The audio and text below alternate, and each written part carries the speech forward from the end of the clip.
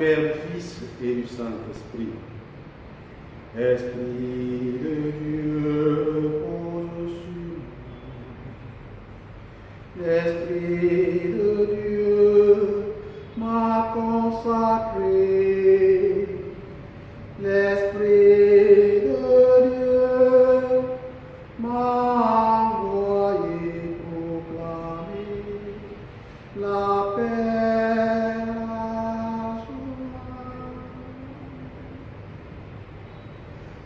Nous écoutons l'Évangile proposé en ce mercredi 8 juillet pour notre méditation et tiré de l'Évangile de Matthieu chapitre 10, versets 1 à 7. En ce temps-là, Jésus appela ses 12 disciples et leur donna le pouvoir d'expulser les esprits impurs et de guérir toute maladie et toute infirmité. Voici les noms des 12 apôtres. Le premier, Simon, nommé Pierre, André son frère, Jacques, fils de Zébédée, et Jean son frère, Philippe et Barthélemy, Thomas et Matthieu le publicain, Jacques, fils d'Alphée, et Thaddée, Simon le zélote et Judas l'Iscariote, celui-là même qui le livra. Ces 12, Jésus les envoya en mission avec les instructions suivantes.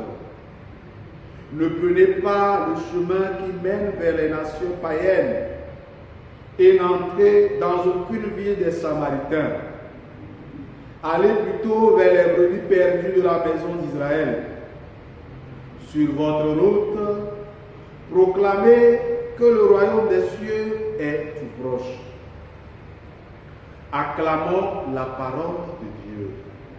Louange à toi, Seigneur Jésus. Bien-aimés dans le Seigneur, loué soit Jésus-Christ à jamais. En ce mercredi 8, il y a une seule chose qui retient mon attention dans l'évangile proposé pour notre méditation. Jésus qui choisit ses 12 apôtres et les envoie en mission. Et ce qui retient mon attention, c'est qu'il donne le nom de ses apôtres et chacun avec ses caractéristiques. Et je crois que c'est un message fort qu'il est en train d'adresser à tout un chacun de nous en ce jour.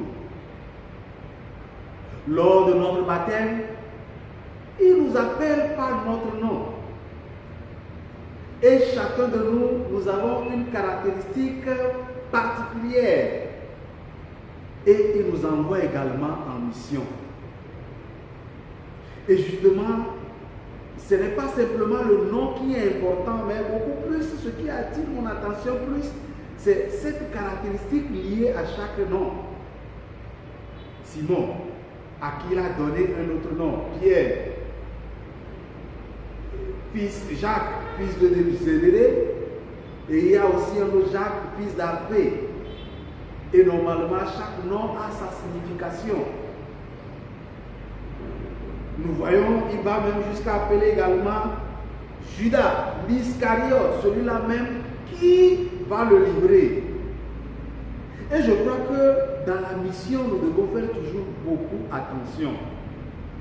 Beaucoup attention parce que lorsque Dieu nous choisit et nous envoie en mission, c'est qu'il a tenu compte de caractéristiques de chacun. Mais simplement que dans la mission, des fois, on est buté à la question de on doit faire les mêmes choses.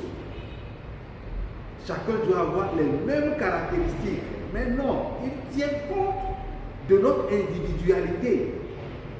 Il sait que Judas l'Iscariote le livrera, mais il a choisi.